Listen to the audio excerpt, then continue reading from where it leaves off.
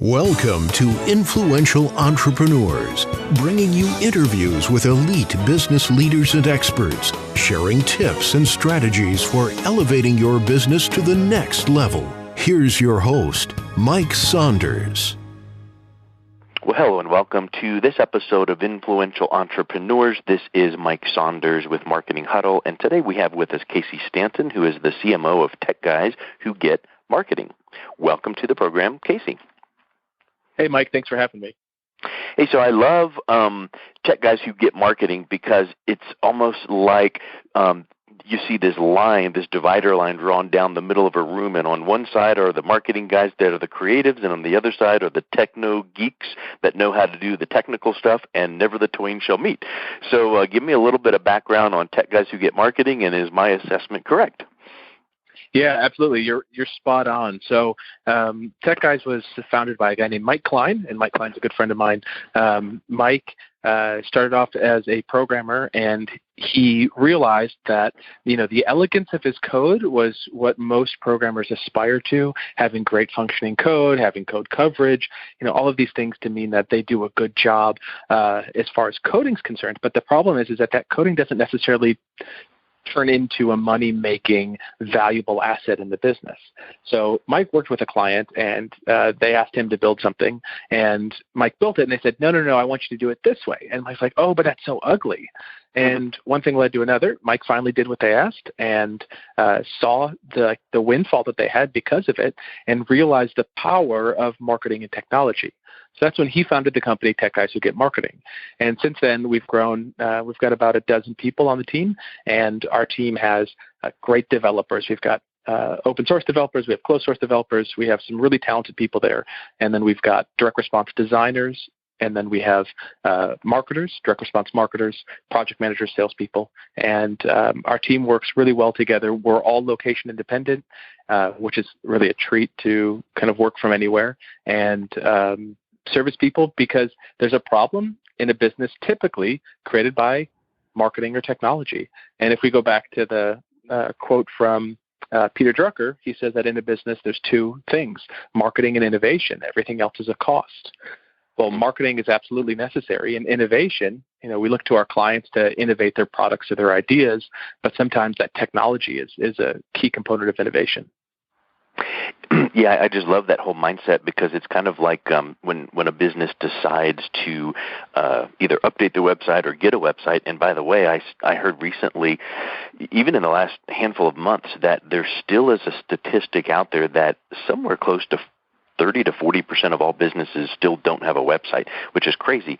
But when you do get to the point of building a website, you don't want to only build it for design and beauty. You need to build it for not only functionality, but search engine optimization or the flow of the visitor from maybe a heat map to, where would they want to go from this page to another page. But I think that's where that design and functionality meet. And so you guys are doing the same thing, maybe with some design, but more importantly with specific marketing campaigns. Is that a good assessment?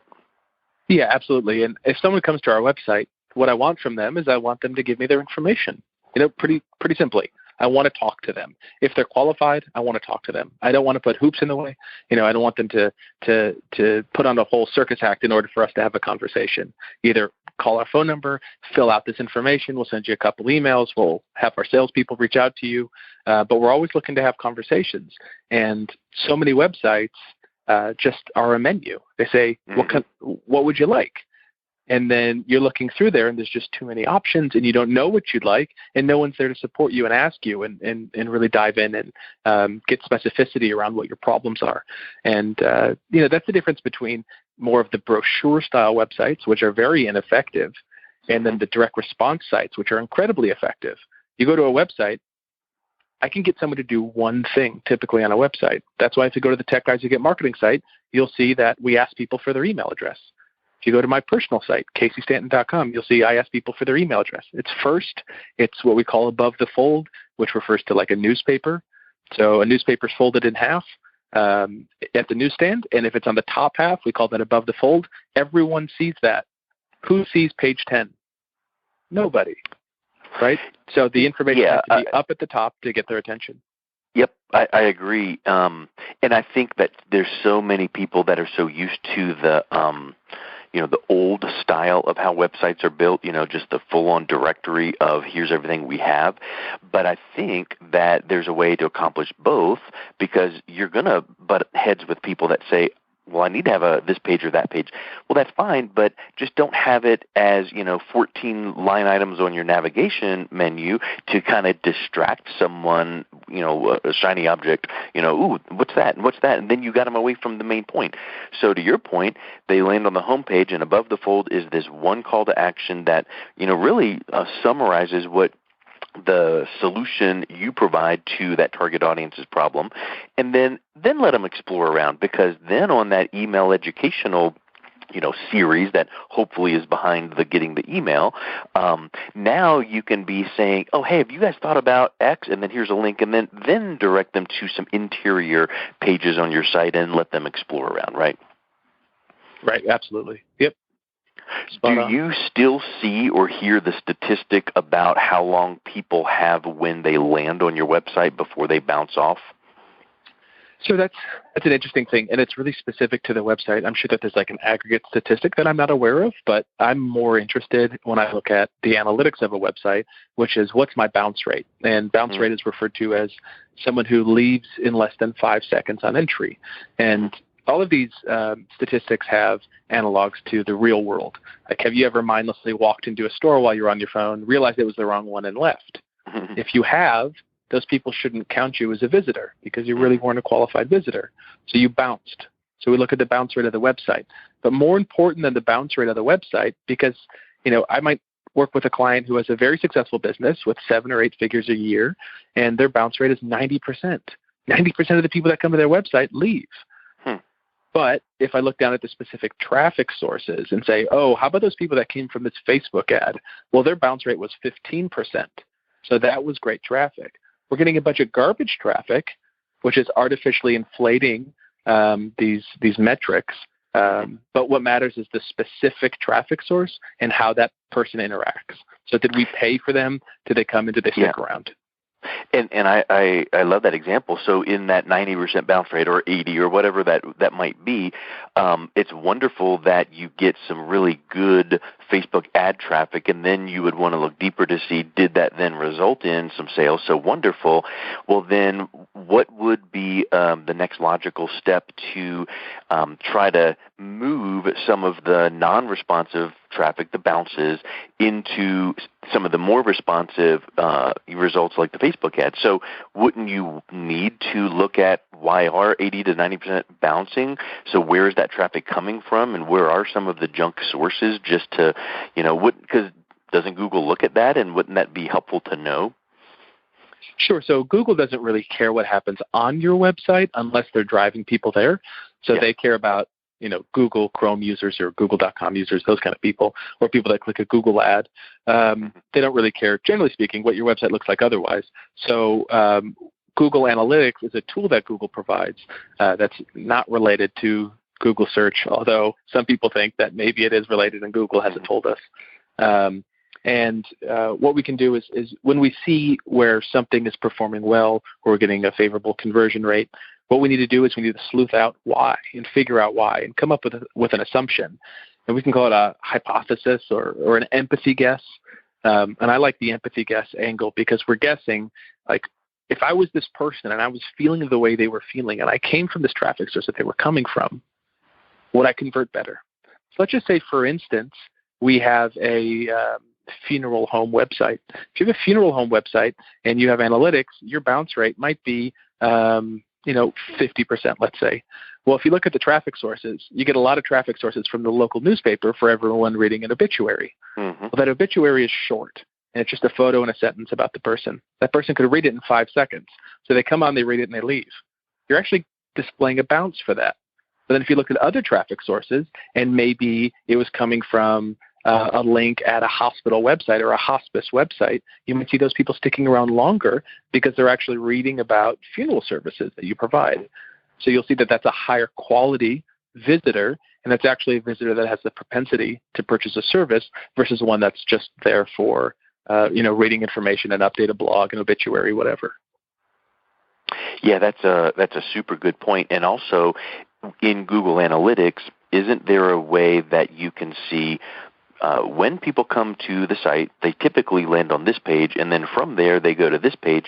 And if you start noticing some trends of where they're coming in and then where they're going, even internally to your website, wouldn't that be a good spot to put some sort of call to action, whether it's a buy button depending on your service or a connect with us now or whatnot?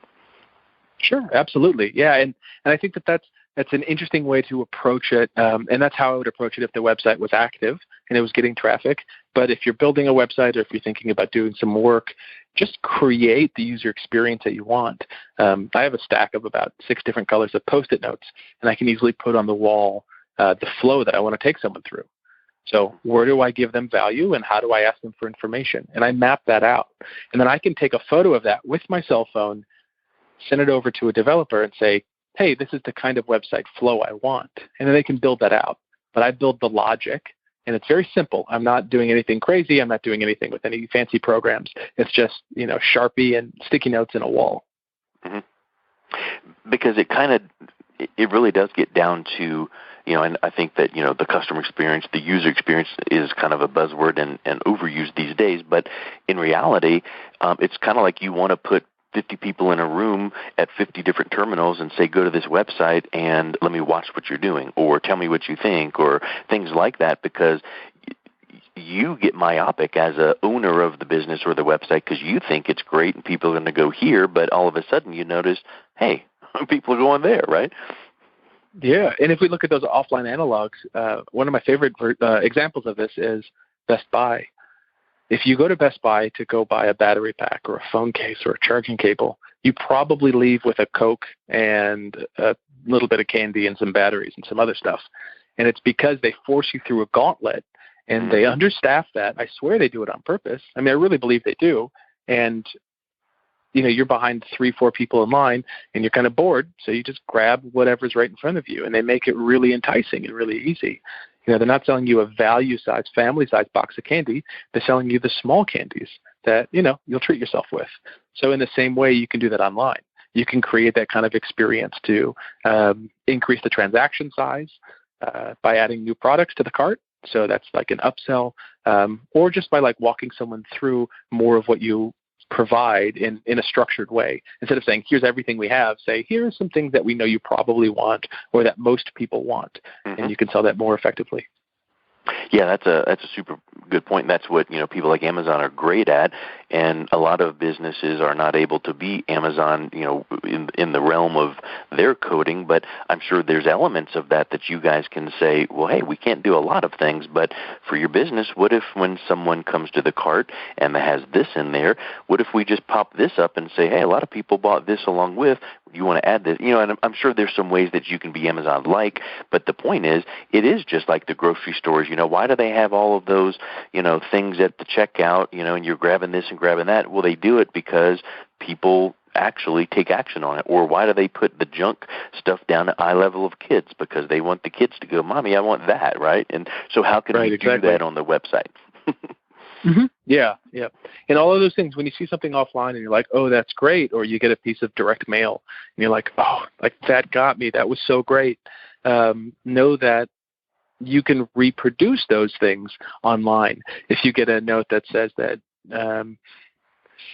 someone can help you with back taxes, and it's a really timely note for you personally, and it's really kind of interesting, and you opened it and you got through and you actually even called them or maybe even considered calling them, that whole process, you could duplicate that online and it would be very effective.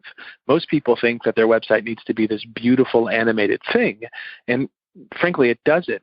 We're seeing Google Chrome now disallowing Flash and kind of penalizing that, and the problems that are associated with some of the on-page animation and the load time, and how Google now wants to see our web pages load so quickly. Having these beautiful websites that are over the top and could win an award for beauty is no longer, never really has been necessary, and hopefully now it's kind of waning. It doesn't mean that the website shouldn't have some kind of design aesthetic to make people feel like you're professional. But it's more important to convert people than it is to woo and wow them with great imagery and over-the-top photography and videography.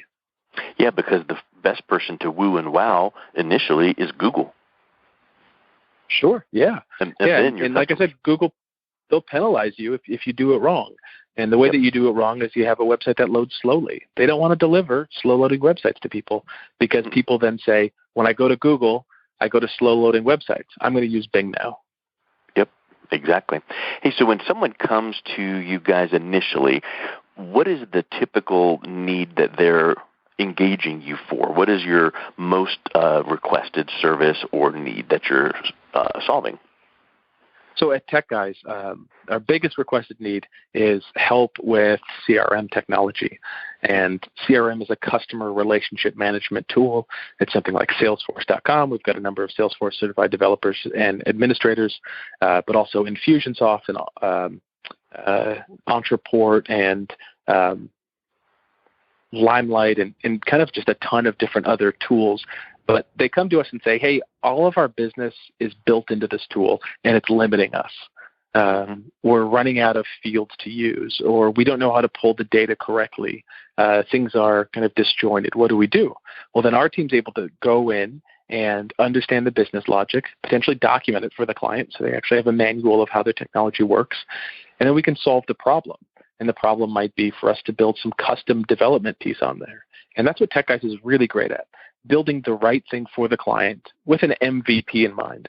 We want to do the least amount of work to give you the biggest amount of leverage, and we're able to do that really well in CRMs. On the other minimum side, viable product, which is super important because I think too many people get their eyes glazed over with data. And so if I'm hearing you correctly, you guys would say, well, all these, CRMs and data sources that your company uses, what if we just took all that gobbledygook technobabble and we created a way to display it to you guys where here's only the relevant stuff, the most important things, and all the other stuff is there. It's not deleting things. It's just here's a great dashboard to see, oh, well, this is happening because here we ran this query. So is that a good assessment of how you're able to simplify things? Sure. So providing the right data is important. Absolutely. And I think also on top of that, it's that custom functionality when you say, all right, I want to integrate the CRM with this tool. So when someone buys and we haven't heard from them in 30 days, I want to send out a postcard to them, or I want to send out an actual physical piece of mail. And we can create a relationship between you and a fulfillment agency where that gets executed automatically. And now you have a funnel where your customers get a handwritten letter from you. It just so happens that it's a robot writing the handwritten letter, but it feels very personal, and it's definitely scalable. Yeah, I love that. Hey, so let's wrap up here with what's one marketing mistake that you see that people make a whole lot, and then what's one technology mistake that you see people make a whole lot? Great question. So a marketing mistake that people make way too often, I think, is that they're not emotional. And if that's one thing I can bring to this world of marketing, in my work here, I would be satisfied. People write cold. They talk to people like they're robots, like they're dead. We need to talk to people emotionally. There's some significant frustrations that people have. I'm working with a client who has a great summer camp program, and they do phenomenally well. These kids have this wonderful experience, but their website content is very boilerplate and cold. And as a parent, if I was to read that, I would say, this doesn't connect with me. So then we talk, who's the avatar? Who's the buyer? What are they saying? Go call them up and say, what was in your head before you joined camp? What was in your head before you purchased this product? And get these emotional words that people said. I like to break it down into three categories: head, heart, and home. So head is what's keeping them up at night. What are they worried about? What are they frustrated about? What are their fears? Potentially fears that will never come true, but they're still worried about it. What gives them a cold sweat? What's in their heart is what they're longing for. What's the world that they look for? What's this perfect potential that they could have? And then finally, what's in their home, which is what's their level of affluence? Are they married? Have they adopted? Do they have kids? What kind of car do they drive? What's their job like? Are they stressed? It's very different to talk to a woman who wants to lose weight, who has 2 kids, works full-time, a single mother. She's a very different woman to talk to than someone who's 20 in college with kind of unlimited free time. So if we treat those two women as the same people with a weight loss product, we're going to miss them both because they'll both feel like we're not talking to them. So we get emotional and we say, you probably run out of time. You probably are frustrated. How do you get a workout in when you have two kids and yada, yada? And that's how we can win. So for marketing, get emotional. On the because technology, facts tell, but stories sell. Absolutely. And to add to that one, the more you tell, the more you sell. So the longer the story, I think, is better too. People don't want short quips. They don't want 2 sentences. They want 3, 4, 10 pages to know who this person is, and they want to see themselves in that position. That's great. On the technology side, I think the biggest issue that we see as far as business scale is concerned is tracking customer data in a way that you know where they came from, what they bought, and then being able to follow up with them and sell them the next product or service in line. So if you have someone who just got married, maybe you sold them a wedding dress or you helped them find a wedding dress. What's the next thing that a married couple is going to want together? Well, they're probably going to get a house. So how do you help them get a house? If you can figure out that relationship, maybe you pitch them over to a homeowners association or a realtor and support them. You can make money off of that transaction of passing that lead along, and you're supporting the person because you're predicting what they want next. In products, if a guy gets a testosterone test, maybe a few years later, he's got a hair loss issue. So you look at what is a potential panel around that, or could you do a recommendation over to a doctor? You're looking to ways to support someone predictively because you know that they're going to fit a certain avatar. You know what they're going to want next. So before they want it, you're going to put that in front of them and say, hey, you probably have been thinking about this. And they'll say, absolutely. So you can build your business around it. Creepy, are you in my mind? But it really does make sense because it's stuff that is either already happening or should be already happening, and you're just getting in front of it. Yeah, and you care about the customer. That's the big thing. I think if you're in business just to pull cash out of people's pocket and put it in your own, that's not a good place to be. And I think you're going to see a lot of disruption in that market. But if you're looking at a way to support a customer for their life, and what I mean by life is I mean potential literal life, you can do a lot to support them, and you can have just a great business. So entrepreneurs that are wealth advisors, that's an interesting place to go. A wealth advisor, that they have kids or they have a spouse or they're buying a house or whatever. You can start supporting them by bringing in trusted advisors for them in these different areas, and they're going to love you. They're going to have deeper trust with you, and they're going to pay you more. I love it. Hey, Casey, thank you so much for your time today. What's the best way that people can engage with you guys and find out how tech guys who get marketing may be able to help their business? Sure. So you can head over to our website, techguyswhogetmarketing.com, take a peek at what we're doing there. And then my personal site is CaseyStanton.com, CaseyStanton.com. And I just post there a little more regularly some of my ideas around marketing, and I've got an email list there. Perfect. Well, Casey, thank you so much. It was wonderful having you on. Yeah, thank you, Mike. Appreciate it. You've been listening to Influential Entrepreneurs with Mike Saunders. To learn more about the resources mentioned on today's show or listen to past episodes, visit www.influentialentrepreneursradio.com.